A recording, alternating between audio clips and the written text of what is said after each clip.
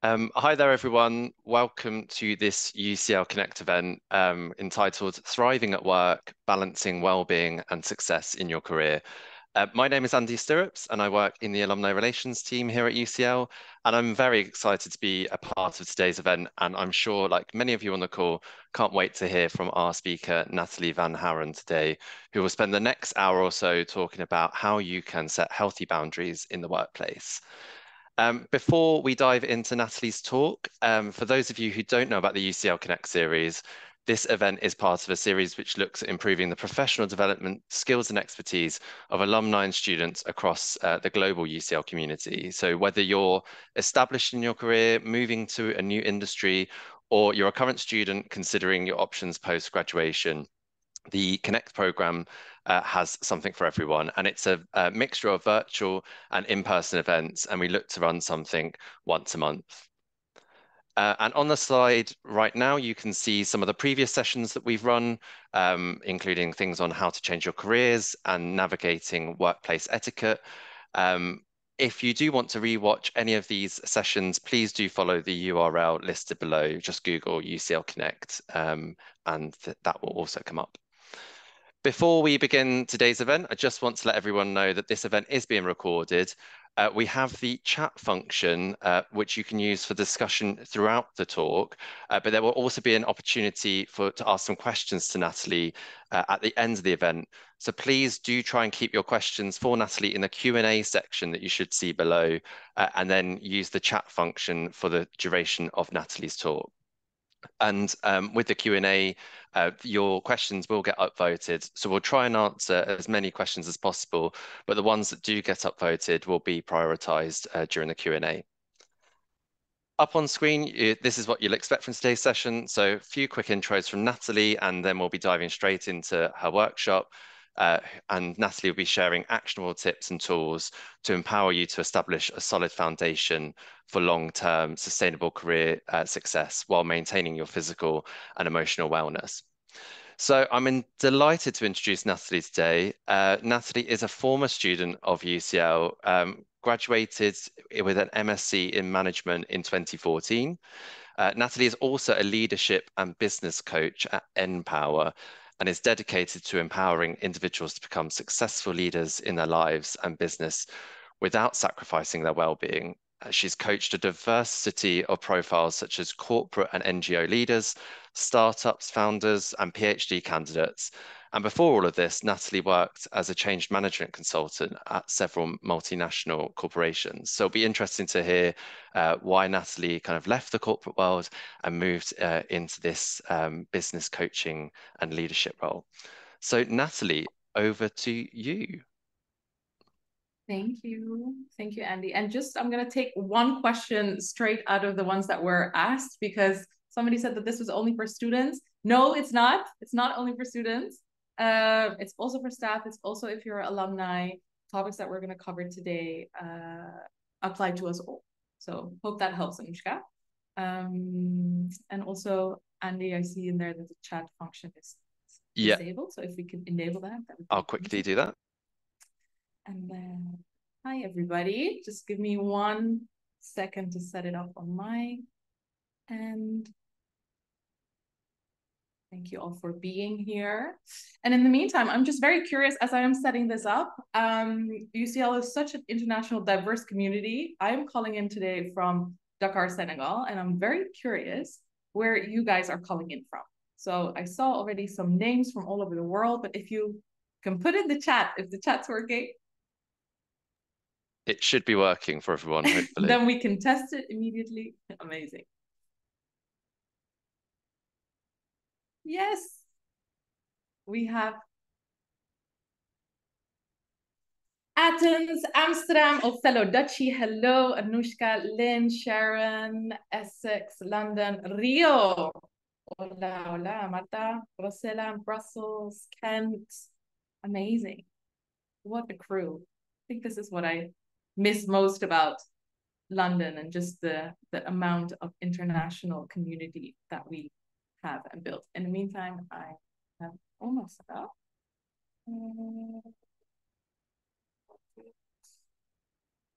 Okay. Sorry, guys, I also need to put the chat so I can monitor what you guys are saying.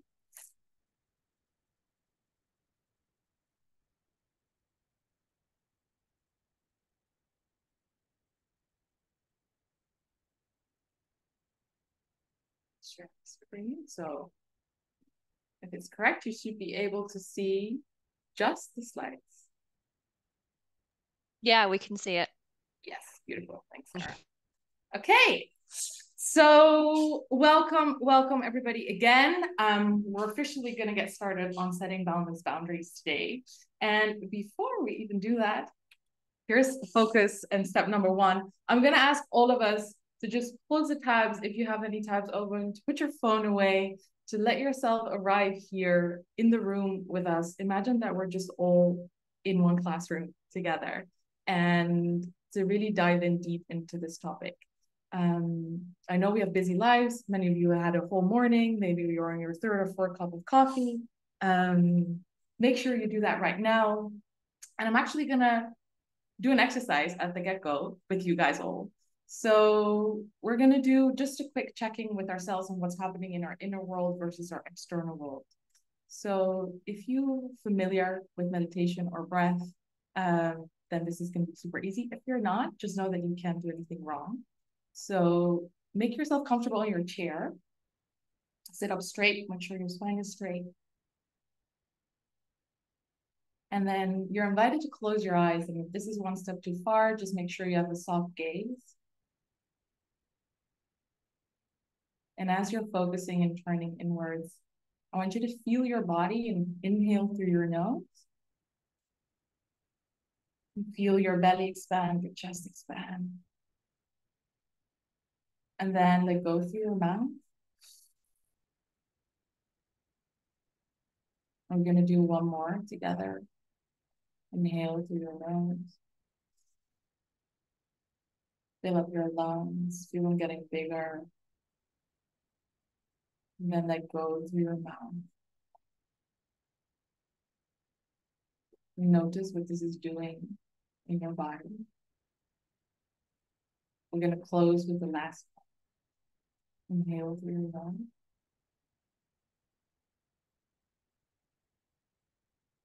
And then, good. So now we've already practiced one of the key tools that you're actually going to learn today when it comes to setting boundaries, but I'll speak more about that later. Let me know how that was for you, just to do this check-in. How are you feeling? You can put that in the chat.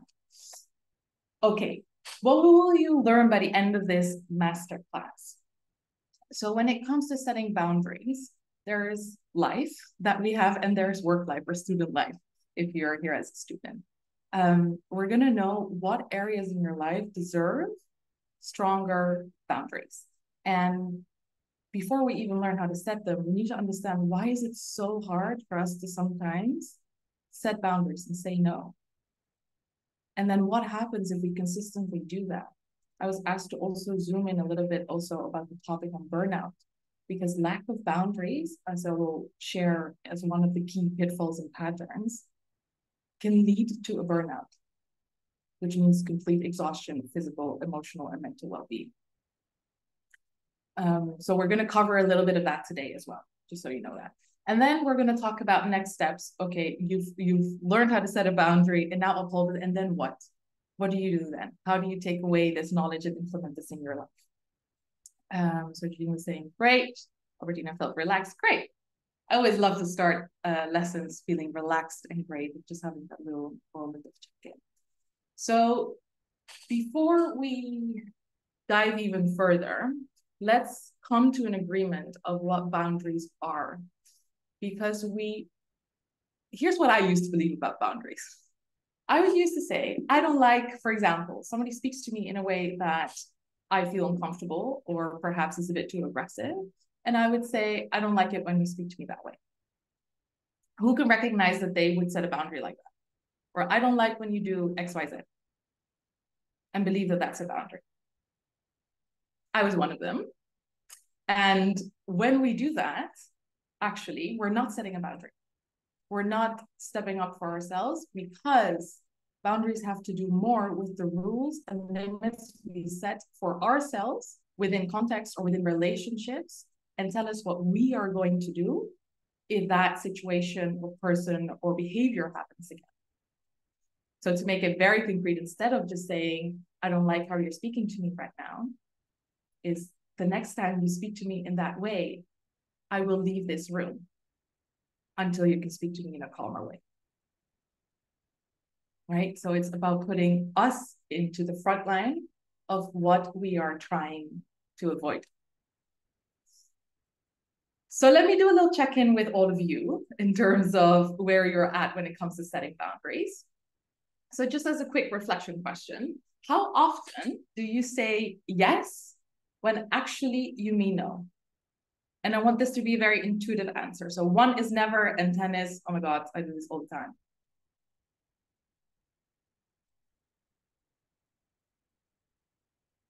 Oh, Rebecca needs to leave early. That's okay, my dear. There will be a replay coming out.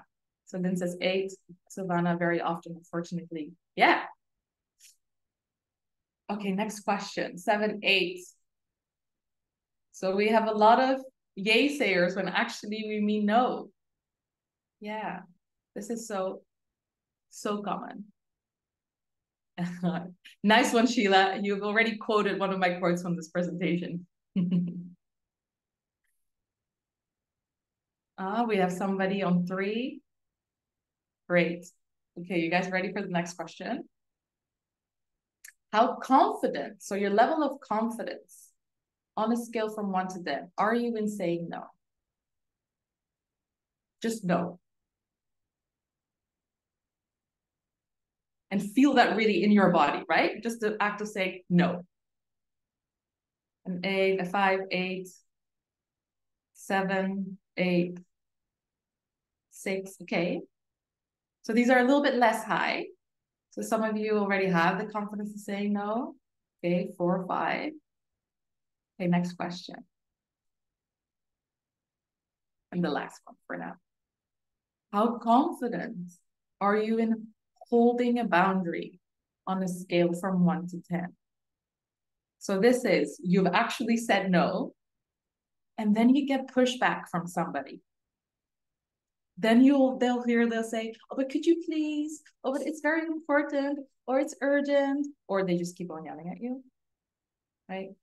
Oh, Lynn, you're very confident. Okay, then I'm gonna ask you for some tips at the end as well. See what works for you. Amazing. Thank you for being here. Elliot 4, Sharon 7, Anushka 5, 6. Okay. So we do this in order to start identifying already, to planting the seed towards the end of this masterclass and a little bit later as well. What are those areas where I can set and hold stronger boundaries? Because what happens if we don't learn and practice this skill? Because actually, people really, this is a skill that we unfortunately do not learn at university. Of so many of the things that we get educated on, setting boundaries, speaking up for ourselves, holding our ground, growing into our what feels like the personal development side of us, right? We don't learn. But right now, the fact that you are here and you've taken out time out of your precious week to be here with us, with me today, shows me that you actually care about your needs. But that sometimes, if you don't set boundaries and we don't learn this skill, we put other people's needs in front of our own. And when we don't protect and honor ourselves, the 2 things that happen, and I see this with many of the clients that I coach, we lose our confidence, we lose our ground, we lose our power, and we lose our self-trust with ourselves, not even with our manager, our team, our partner, our friends. It's because we don't stick to the things that we say that we're going to do. Right? And the more that we, oh, yes, of course.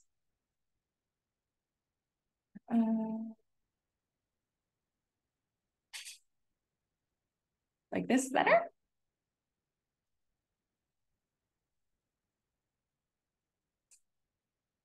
Okay.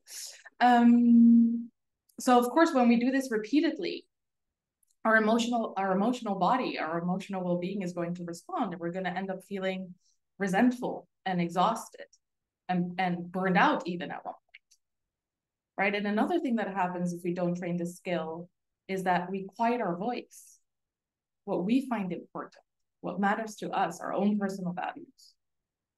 And when we have our own personal values and we have our needs, or sometimes we don't even know what our needs are. And I'm going to share a story about burnout where if you don't know what your needs are, it's very hard to set boundaries. So we might as well pretend that we don't have it. And then what happens then if we continue on this cycle? So every time you allow a boundary to be crossed, you abandon what's important to you in order to make someone else more comfortable. And this one hurt so much for me personally when I realized this, when I opened the eyes that if I don't set it for myself, I'm actually allowing somebody else. And this is part of the 3 pitfalls that I'm going to be talking about. So doing the work, like I said before, of you being here and just creating the awareness of where you are in terms of setting boundaries is the greatest skill that you can learn. And then the key thing is to practice it a lot. Because when we do that, you'll start to see that something is going to happen inside of you. Not only are you going to build your self-trust because you take a stand, literally, about take a stand for what you believe in, for what's important. You also then allow others to find their own way, to be inspired. By the way, not everybody. Some people will get pissed off that you set a boundary because you've allowed a certain behavior consistently that other people can feed from.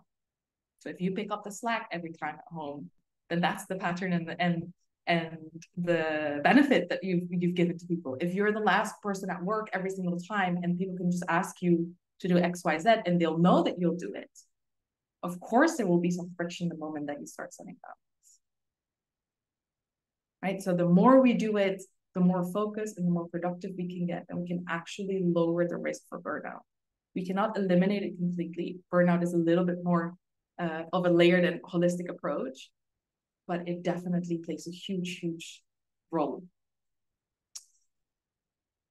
And when you set boundaries, you'll see that you'll become more trustable with the people around you because they know exactly when to go to you, for what to go to you. They'll know what's going on in your inner world. And it's a skill that you can train over time, but it's everything but easy. And also a side note, because I know we're such an international community, your culture and the cultural beliefs around politeness or directness or setting boundary can play a huge part in your development and practicing this. I'm just saying here, message from Sheila. Sorry to say, UCL had a support a long time ago.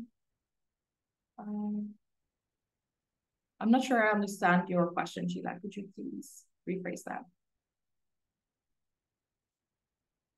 So who am I? And why am I talking about boundaries today? I got a little bit of an introduction from Andy. Thank you so much for that. But I want to share a little bit more about my story. I'm going to leave my credentials aside, and we covered that already. But the reason why I'm talking about boundaries today is because I was in a place, in a corporate space. I worked there for 5 years. I was 28. And I had ticked all of the boxes in my mind of what it meant to be successful, or at least to go on my road of success. And I had a partner, I had a rich social life, I loved my work, I was busy with my work in my head a lot of the time. And then at one point, I didn't even realize I was doing this. My body and mental capacity, my whole being collapsed.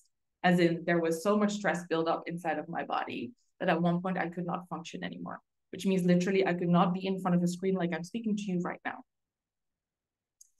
And that was part of the reason where I started taking personal development seriously. I was like, what is going on? In the beginning, I fought it so hard. I told myself, I can't be weak. I can't be burned out. And now little did I know that after you peel down the layers and you start dissecting, what are some of your patterns that keep you in stress cycles? What is your own attribution towards how you experience what's going on at work or with your partners? How is my capacity to setting boundaries? I'll let you know how it was. It sucked. The first time I had to set a boundary, I felt so uncomfortable. I wanted to throw up. And this was with one of my managers, the director I was working for. And not only had I witnessed in that period the expansion of my team, and I had gotten more and more responsibilities during that year, there was also behaviors and traits that were happening inside of that team that I knew deep in my heart I was not okay with. I was not comfortable with. And I never spoke up. So when I did, this was after I burned out, and after I started dissecting this and learning the importance of setting boundaries. I set my first boundary and it felt horrible. And she said, burnouts happened to me. Yeah. And with us, many others. So setting boundaries not only helped me to get out of the burnout, it helped me prevent a second one. Because something that we don't realize in the beginning is that we may quit our jobs, right? If you're in a toxic place and you don't like it and you feel that that's what's burning you out, do you know what you have in common between your current job and the next one? Yourself.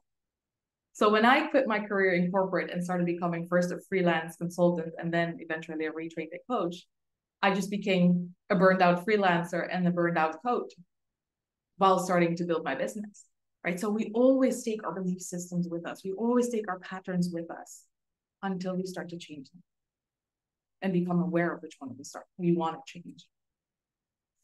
So in the next couple of slides, I'm going to ask you to reflect on what you have noticed in your own well-being and on the journey of burnout. So I'm going to ask you how many apply to you right now. In order to see if you're on the verge of burnout or if you can do a check-in with yourself, here's the first thing that a lot of people who experience burnout have in common. And you feel the need to do well and be successful and to work hard for this. And since you guys are all UCL students or have been here, this is a part of the mentality that all of you share, I'm pretty sure. So that's the first one. And the more that we believe we need to work hard to achieve success in our lives, what is some of the first things that are going to go? Because we neglect some of our needs. So social, we cancel events with friends, or we don't really feel like hanging out with our family. We definitely do not feel like waking up and doing our workout. So we're starting already to let go of some of the needs because we are, I'm still learning, 78. Wow, that's amazing. Thank you for being here. She's from 1963 to 69. Okay. So the third one is you feel conflicted and you blame others about your circumstances.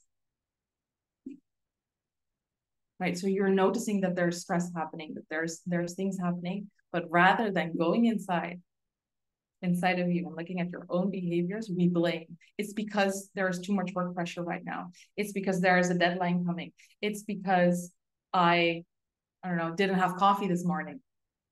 And we blame those external things for how we feel internally. And the more that we do that, we can move into actually disconnecting from our personal values and becoming more and more aware of what stress problems arise. There was one point, I kid you not, my coffee intake before 12 a.m. was 5 cups of coffee. Not only did I not know that back then, for women especially, it spiked my cortisol and hormonal levels to be like on all the time. It was also contributing to my general sense of anxiety.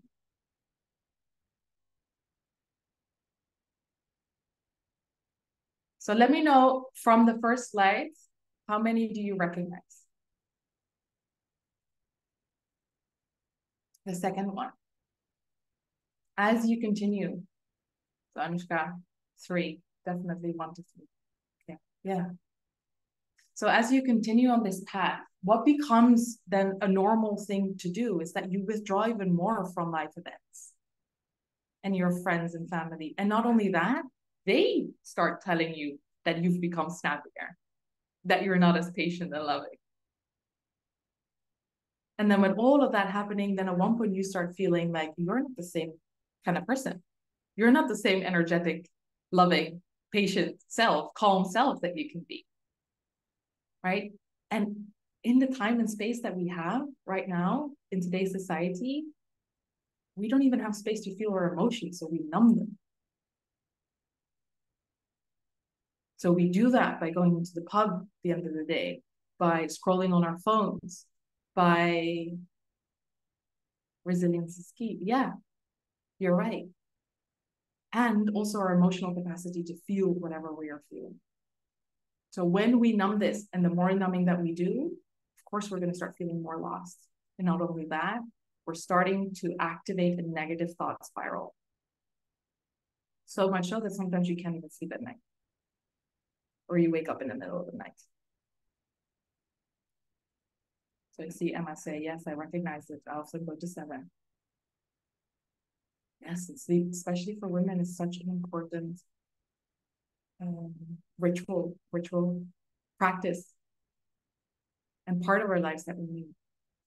So now that our sleep is also affected, not are you only consistently on, after cortisol levels spiked, adrenaline is very much active in your body. You can feel that in your body. Your mind also doesn't turn off. So of course, if any person asks you to just go meditate or just be with your thoughts, you don't even want to do that. It's like, but how do I do that? My mind just doesn't turn off. It's on all the time.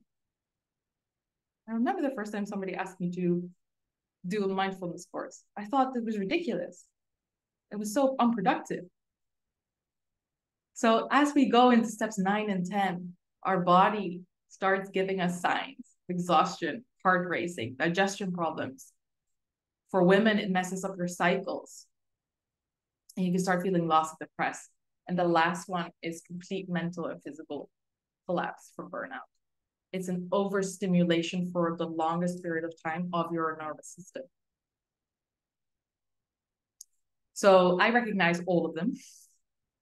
I was there. Is there anybody else that recognizes all of them? Just let me know. In general, if you had 3 or more, you're at the right place, because we're going to start setting some boundaries. Yeah, so it's Regina saying, I recognize it. Maima, I recognize it. Sharon, yes. What a journey, ladies. So you ready? I'm going to tell you guys a story. And we're going to identify what are the pitfalls that we see ourselves fall into when the following situation comes to mind. So imagine that it's 6 to 7 p.m. already.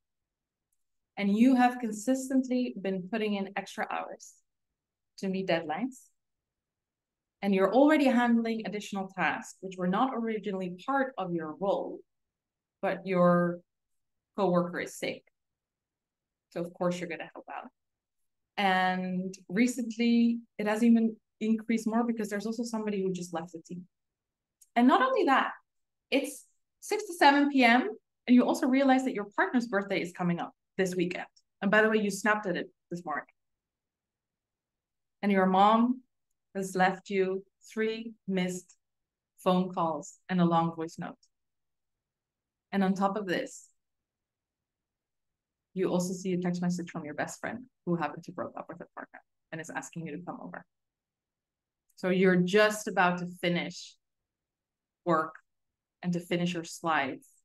And then your boss walks in. And he's asking you to actually redo it because there's a different pitch that he wants you to work on. And when he wants you to leave early, he says, working late is what's expected at your level.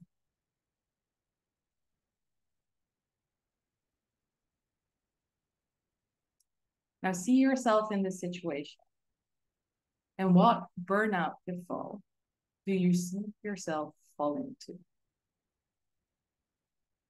So the first one, we're gonna look at people-pleasing Paula. I'm not sure if we have a Paula in the room today, but Paula loves to make everybody happy, including her boss, her mom, her partner, her friend.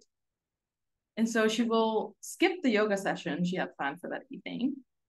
And she will try to call her mom during the lunch break, which she's going to eat behind her desk, even though actually she committed to do a daily walk and have her lunch outside. But instead of doing that, she wants to finish on time. And actually, you really don't have any energy left because you're about to get your period, but you're pushing through, pop an Advil, and thinking, if I leave now, and if I say no, then what will my boss think of me in my next promotion round? So that's people-pleasing Paula. Perfect Peter would believe that he needs to get things just right. There is a certain way of perfection, and it's the way according to Peter. So whenever he's working on his slide, he'll notice that his work isn't 100% good enough and perfect enough, which stops him from handing things in. And not only that, because things take so long and they aren't perfect, it takes him longer to make all of the revisions. And he's afraid of getting it wrong. So to do that, he procrastinates.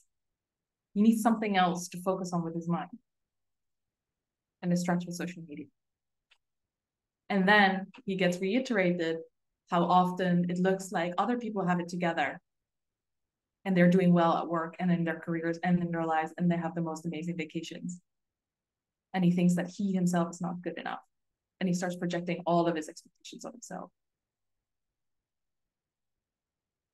That's perfect, Peter. Next one. We also have overachiever Oakley. She's the strong one that holds it all together. She doesn't need any help or other people. So she does all of the things that are being asked of her. In fact, she knows that she's capable and she can do it. But the more that she does this, the more she just becomes other people's to-do list. And she's no longer sure what her own needs are. And she believes that the more that she does things, the more validation she gets, the more worthy she feels. She's a strong, independent woman, but unfortunately is only good enough if other people tell her. And even then, she still doubts whether it's good enough.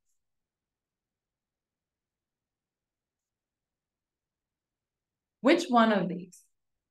And actually, we all have a little bit of the types that I said. We all have a little bit of Paula, we all have a little bit of Peter, we all have a little bit of Peter. Which one do you recognize in yourself? What pitfall would you fall into? We have some Oakleys. Oakley and Paula. Paula and Peter. Overachiever. Paula and Peter. Yeah. So we can see how for some it's very clear it's definitely one, and some of us even recognize the mix in ourselves. So today we're gonna specifically help Paula, but I am going to touch upon what are the antidotes?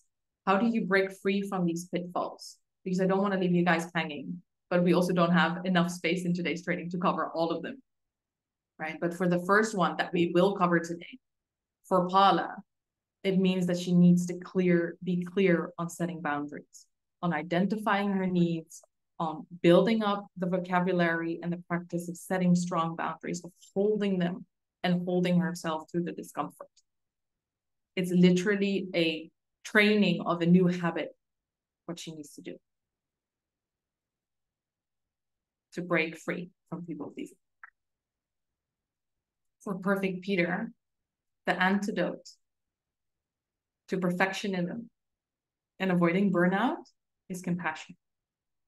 And this is not some sort of fluffy, soft approach towards perfectionism. It's actually one of the most effective ways to deal and silence perfectionists. Because if you are a perfectionist, and to an unhealthy extent, it has a way of robbing your joy, of robbing your peace of mind, and robbing your self-esteem.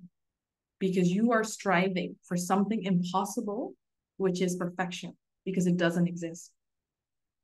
And I'm sure that you guys recognize that in a job interview, I don't know who came up with this, but now that I think about it, I'm like, no, this is the worst piece of advice I ever received, is to say in a job interview that your weakness point is being a perfectionist. And then sort of like make it sound like it's your strength. Because actually research shows that perfectionists achieve less than those with healthier attitudes towards achievement. Because your 100% is already somebody's 150. And so I want to acknowledge that perfection is a real thing for so many of us. And it can be tricky to know the difference between perfectionism and what is being a high achiever. What is perfectionism and actually being ambitious? What does that look like? What does that balance look like for you? Okay. So compassion literally sounds like telling yourself like you're doing a good job. Because I want you to understand that there's a process that happens with perfectionism. Perfectionism will always lead to procrastination. And when you're in procrastination, when we're postponing, you know what will happen after? You'll lead into paralysis analysis. And then you're not even sure what you need to do next because there are so many options that you feel frozen, you freeze. And then you have all these unrealistic expectations, and that's the cycle that goes. Okay. The antidote for Oakley, and this is a hard one, especially for the women that identify, or men that are here that identify, who believe I need to do everything by myself. I need to figure things out by myself in life.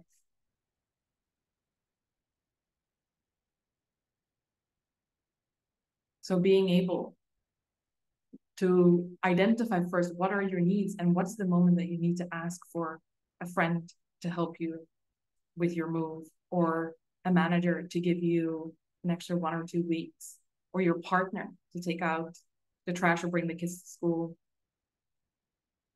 in advance, not when you're already frustrated, not when you're already on your edge and feeling resentful, right? It's about doing that before.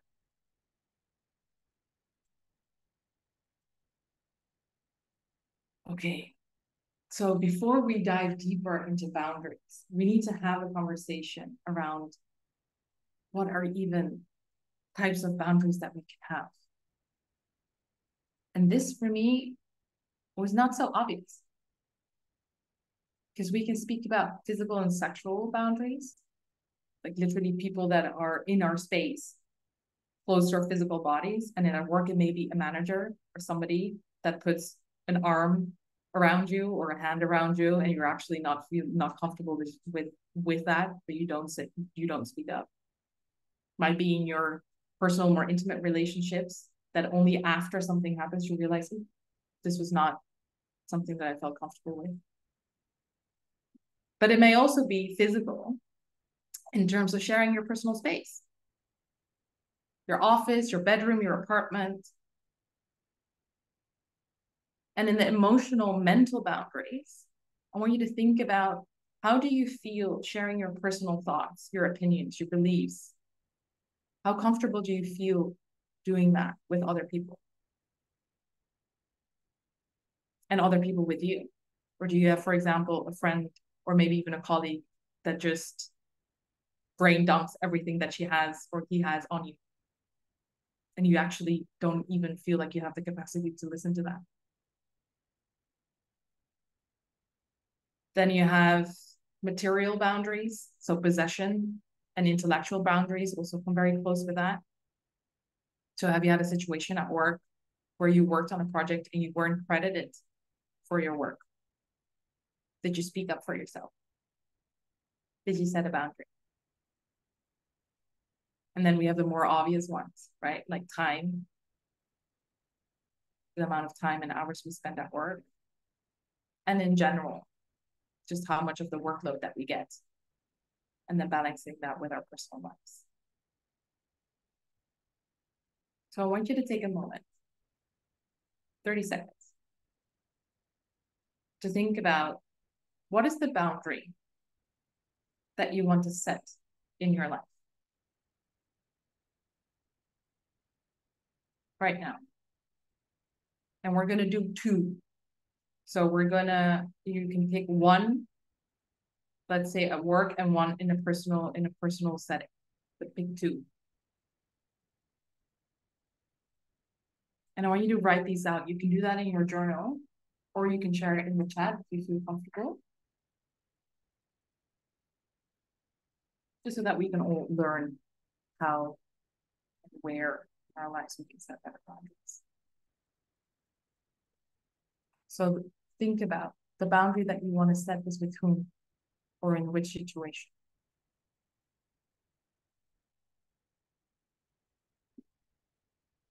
And then, what do I need?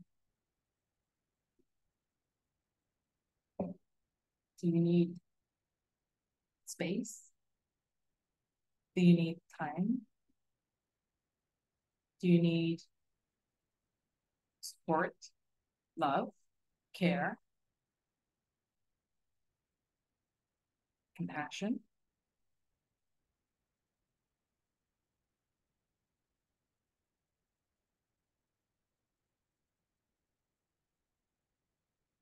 And then the next step is, what are you going to say?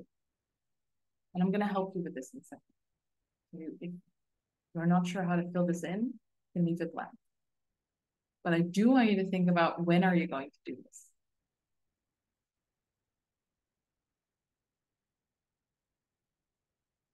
And Shiva's saying, the boundary I want to set is emotional.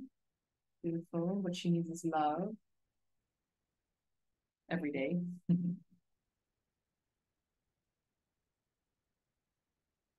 Then I want you to start thinking, Sheila, what are you going to say? And when are you going to say?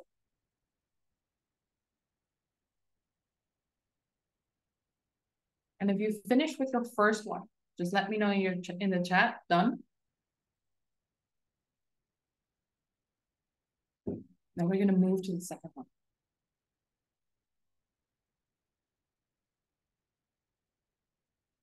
Regina, done. Beautiful.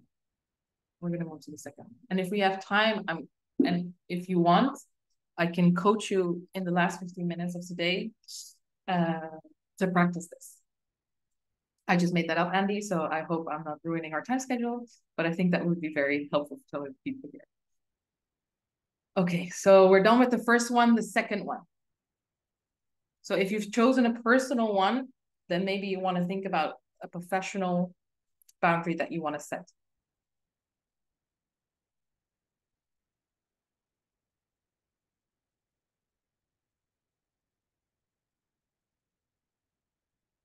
So with who do you want to set the boundary? Is it with your colleague? Is it with your manager? Is it with a client?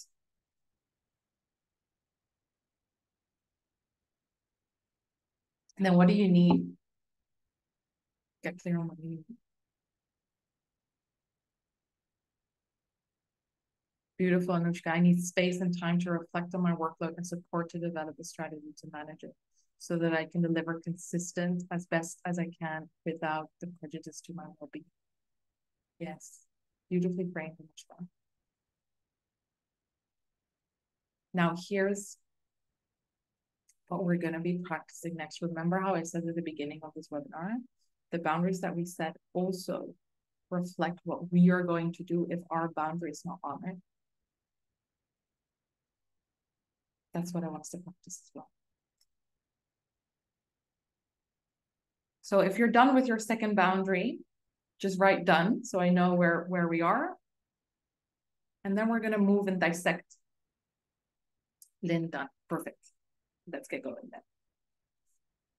Who recognizes this story at work? This story that we tell ourselves, and maybe even heard by some of the people on the work floor, maybe a manager, that working late is what is expected at your level. And you won't be able to progress if you don't put in the effort Wow. Yeah. So I'm going to dissect this based on both the template that I'm going to be sharing with you guys at the end of this presentation so that you can always have it, and how I would deal with this. Because what we need to get clear on is, first of all, that working late is what is expected at your level is somebody's belief system, right? I don't even want you to blame your manager for this, because he was probably brought into the company believing that this is what he had to do, so therefore you have to do it. But we want to get clear on what is working late. What do we mean? And sometimes just having that moment of interaction of that's already speaking up our voice and getting clear. So thank you. I'm going to respond how I would respond to something like this. So thank you for discussing the expectations at my level. I'm wondering what you mean with working late. Is that 1 hour? Is that 2 hours? Is that a few hours every day? And then at a later point, you can have a conversation and say, actually, I wanted to have a conversation about our work hours.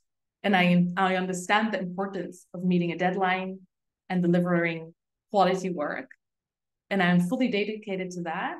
However, I also believe in maintaining my energy and a work-life balance. So I propose that we explore ways to optimize my work during the hours that I have, and then tell me what needs to be prioritized. And I will take care of this first thing tomorrow morning. And I'm sure that when we do that, I can meet your expectations and the ones of the team. And if there's additional hours required, I'm open to discussing that on a case-by-case basis.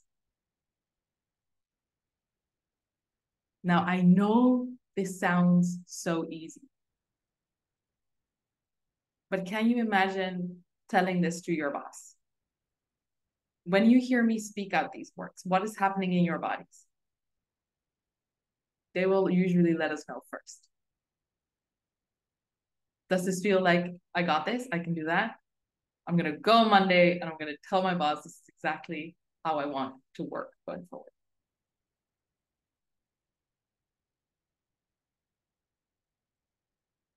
Quite awkward and scary. Yes, and thank you for bringing that up, Albertina, because it is, and without acknowledging this step, we are never just going to become a boundary expert from one day to the next. And Elliot says, it's all about building the confidence, isn't it, to say these words and speak up. Here's yes, and Elliot, if we wait until we have the confidence to do something, we will never do it. That is a trick about confidence. It's a different masterclass I would have to design, but to build up the confidence, we can never wait for the confidence, for the full confidence of something, because that's not how we grow. When Andy told me that over 190 people signed up for this masterclass, this was my biggest group so far. And I didn't really necessarily have the confidence to show up today to 190 people. But I did have learned over the past year all of the tools that I need in order to step into something that makes me grow out of my comfort zone. That's one of the breathing techniques that we did in the beginning, by the way. It's not only for you guys, it's also for me. Right, so this is an example with work, but I also want to show you guys an example with friends, because how we do one thing is how we do everything. So if we struggle with setting boundaries at work, we're likely to struggle with setting boundaries in our personal lives. So I want you to think of that friend. I know we all have that friend. I called her Sarah. And Sarah doesn't really do boundaries. So she loves you. And you guys have been friends for the longest time. But she also uses you as an emotional dumpster and her personal chat GPT for every single question that she has. Right? So even though you have set a personal boundary with her, to say, you know, Sarah, sometimes I don't have the capacity to listen to what you were doing and what was on, what happened on the Netflix series, and then the latest gossip between your boyfriend. Actually have a life. And then she crosses your boundary. You have a super busy week. And then she calls you and says, oh, I know you're busy, but I really need to talk about something important. Can we discuss it now? And you actually say, no, I'm busy. Can we call it a later point? And then you get the backlash. Then you get the pressure, right? Because you've said no. And then can you hold it? Because this is her response. I know, but it's really urgent. It's really urgent. I really need your advice on this right away. What kind of person are you then at that moment? The one that says, okay, if it doesn't take that long, I guess I'll do it. This is about holding the boundary. So I'm gonna give you a couple of more examples of boundaries that I've set myself or helped my clients set, both in a work and personal setting, so you can get inspired. But I'd actually love to hear some of your boundaries that you're gonna set in the chat and how you would phrase them. Right, so at work, when it comes to boundary around time, it could be that you start teaching people how you work. So that literally means sending a message on Slack or email. I log off every day at 5. If you send me a message after that time, I will respond to you in the morning at 9.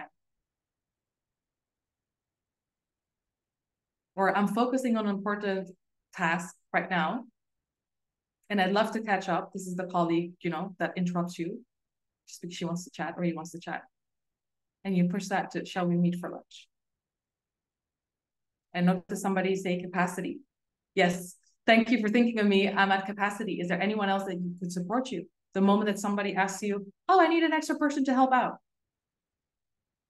Right? Are you the first one that puts up their hand and says, okay, I can help. Somebody needs help? I can help. A little bit of Paula coming out. And the one about intellectual boundaries. I know this happens a lot, especially if you're in junior positions, that you're not credited for projects. So how can you set that boundary? Is first of all, you share what you noticed. I noticed I wasn't credited. And then how can we fix this? As you express your need and your desire, as I'd like to be referenced as a contributor. You see how clean that is?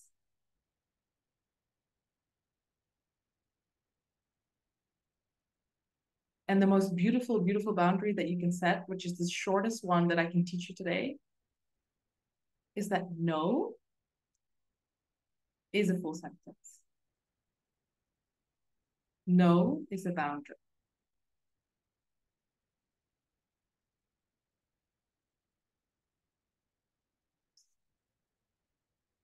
I promise to send you guys a script that you can use when you're setting a bit more challenging boundaries, both at work or in new situations, right? It helps if we could repeat the story in our minds so that we feel more comfortable and confident the moment that we're going to do it out loud. By the way, you will not feel confident. The first time you do this, you'll feel like shit, probably. Because it's the first time you're doing something. But here it is. And I'll make sure that this gets emailed out to you.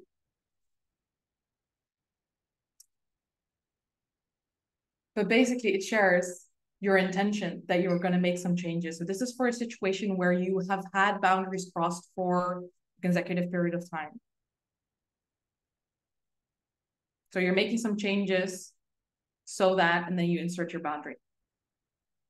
So that I have more time at the end of the day, or so that I can feel better. And I hope you can understand that this is important to you. And I imagine, and then you share what their behavior has been. So if your manager is asking you things last minute, so you could say, I imagine that you coming to me at the end of the day, saying things need to be finished, makes you feel, I can imagine that by the end of the day, you coming to my office means that there's something urgent. But when you come at the end of the day with that urgency, I feel, and then you can insert how you feel, become honest and vulnerable with that.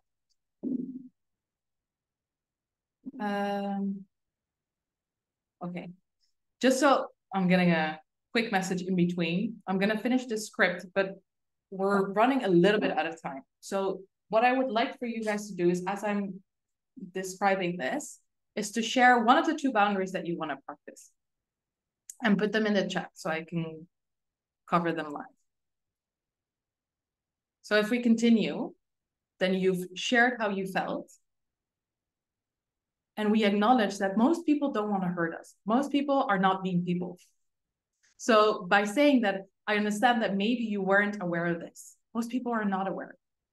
So in the future, insert what behavior you don't want to happen again. You don't want to happen again. And also how you will respond if that happens again. Okay?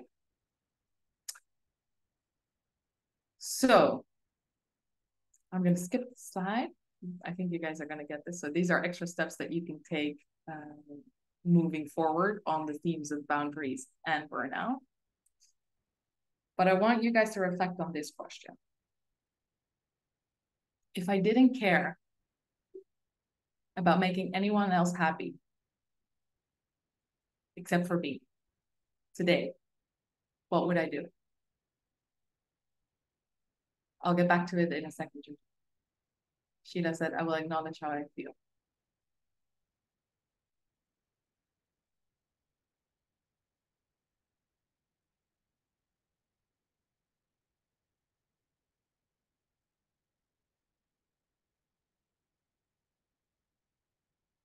And Albertina says, I would slow down. Yeah, beautiful.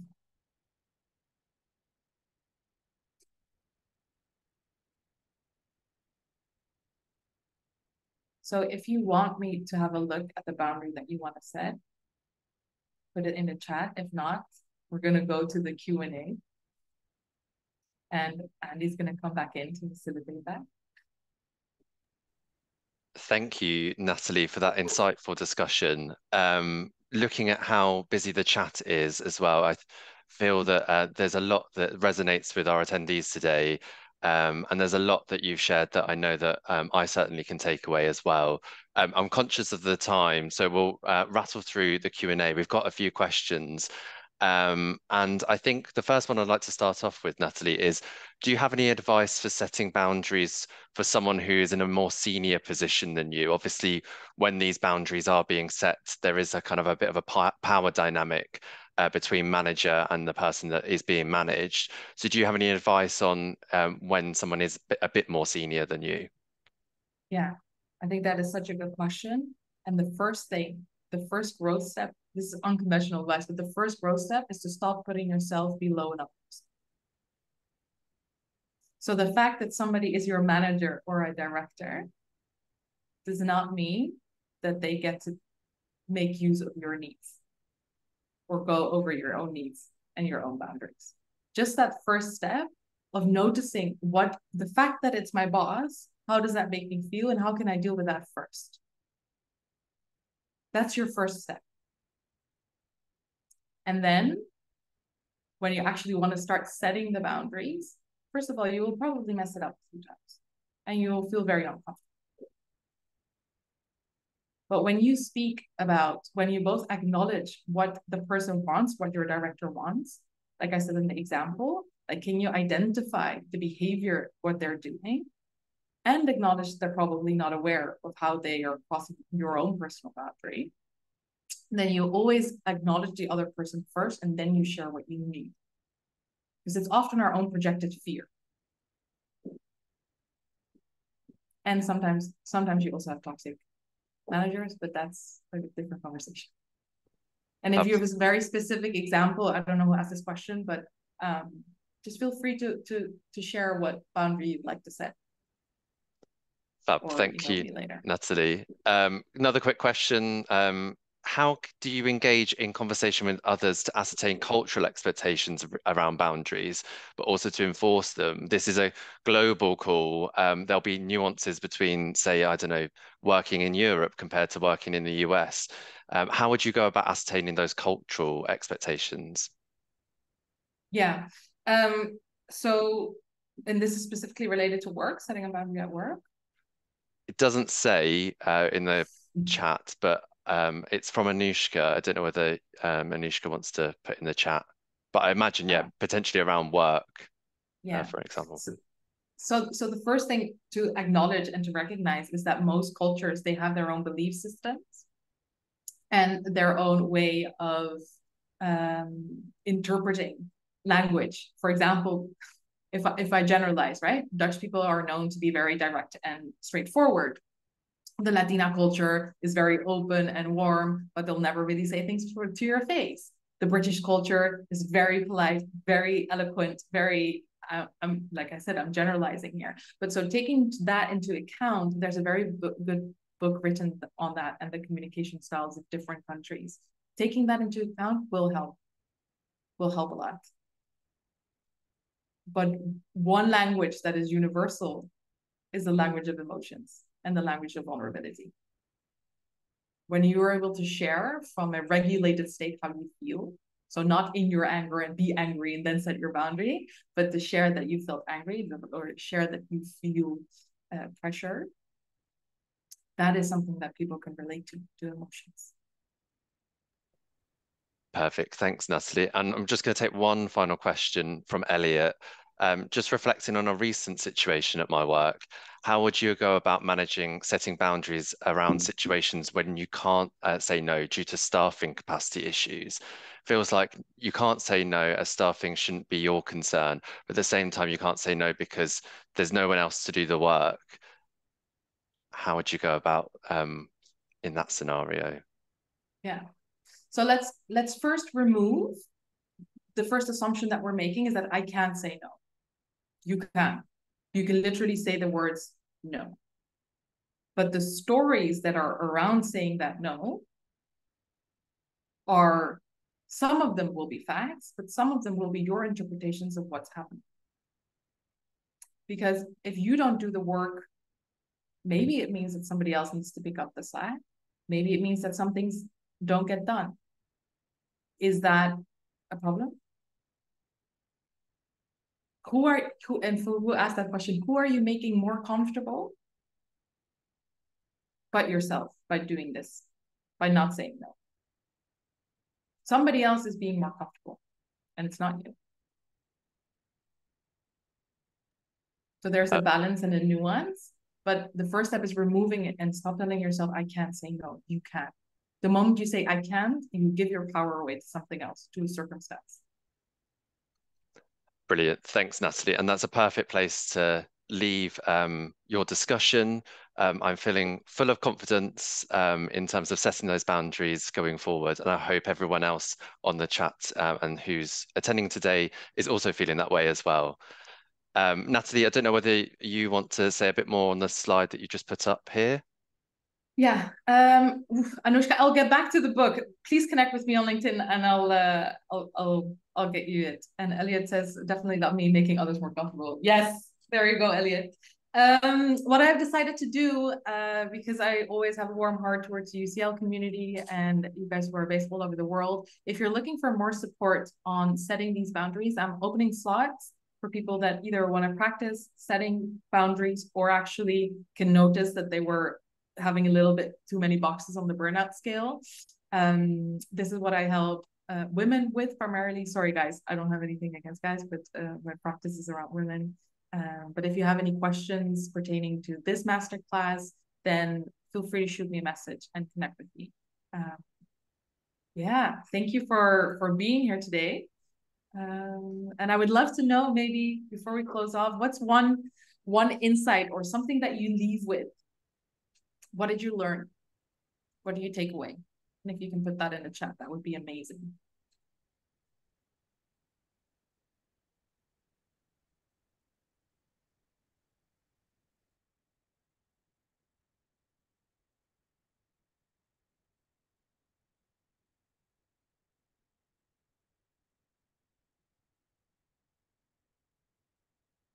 What is one thing that you take away from today's session?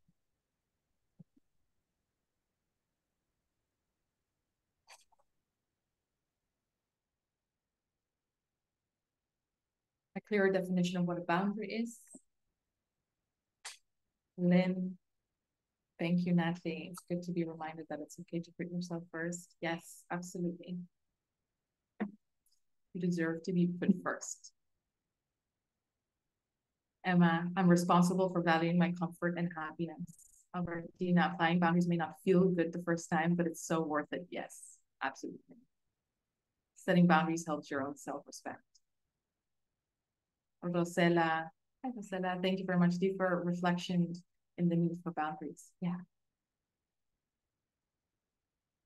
Thank you all also for participating and making this a group thing and for being vulnerable and sharing where you're at. Anushka, someone in a position of authority doesn't equal negating my needs. No, absolutely not. Emma, I can really see how this is manifesting across different parts of life. Yeah. When we start seeing our patterns, we start seeing that how we do one thing is how we do it. Umayma, I've learned not all stories we tell ourselves are facts. Oh, you're right. They're not. There are thoughts about them. Thank you. Before we jump off this call, firstly, again, a huge thanks to Nathalie for that insightful discussion. I just want to raise a couple of last minute things as well, just to raise your awareness of opportunities and events that are coming up in the alumni office. So firstly, we have a program called Coffee Connect, and we run this great program in the office where you are matched randomly with a graduate or a current student, and it's your chance to build networks or simply a great way to meet someone in the UCL community. You just need to meet them once, there's no long-term commitment, and the deadline to apply is Friday the 3rd of November. I'm just going to share a couple of opportunities. We've got 3 slides coming up, but there's a QR code here. Feel free to scan all of the QR codes now as I go through them, but this afternoon I will be following up with each and every one of you to share more details in due course as well. On the next slide, more UCL Connect events. As promised, we have a online panel discussion about AI on the 14th of November and the future of work, as well as an in-person workshop on the 29th of November, all about how to give good feedback. And that would certainly follow on very well from Nathalie's talk today. Again, link is on the slide, but I will be sharing details in due course. And thirdly, we have some focus groups coming up for alumni in the audience. In the run-up to UCL's bicentenary in 2026, we're exploring how our community looks to describe UCL and what we stand for and how we stand out. So for those alumni in the room today, we'd really appreciate hearing your thoughts, and we have some focus groups. The link is there, and they will be taking place in early November. And I realize that's already 3, but there is a 4th side. So thank you again, once again, for coming to today's event. We have a feedback form on the screen right now, and it'd be greatly appreciated if you could just take 2 minutes of your time to complete this. I will reiterate, hopefully some of you will have scanned those QR codes, but I will be sending them all out later this afternoon. So all that leaves me to say is a huge thanks once again to Nathalie, and a huge thanks for everyone who joined today and for being so open and sharing your experiences of boundary setting and burnout as well. I hope everyone has a great rest of their afternoon and a great weekend, and we hope to see everyone very soon. Bye, everyone.